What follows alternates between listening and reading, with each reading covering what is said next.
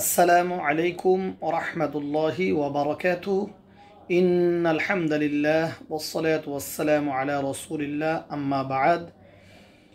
প্রিয় দিনী ভাই ও বোনেরা, আপনাদের সকলকে জানাই আন্তরিক মোবারকবাদ। আজ আমরা জানব যে রোজা রেখে জিহ্বা দ্বারা লবণ চাখা জায়েজ আছে কিনা। রোজা রেখে রোজা অবস্থায় যারা আমরা পাক করি তারা লবণ চাখতে পারবো কি না। এই প্রশ্নের জবাব হলো, রোজা রেখে একান্ত প্রয়োজন ছাড়া জিহ্বা দ্বারা কোনো কিছুর স্বাদ নেওয়া উচিত নয়। রোজা রেখে একান্ত প্রয়োজন ব্যতীত জিহ্বা দ্বারা কোনো কিছুর স্বাদ গ্রহণ করা উচিত নয়। তবে বিশেষ প্রয়োজন দেখা দিলে জিহ্বা দ্বারা চেখে দেখার সাথে সাথে থুতু ফেলে দিতে হবে।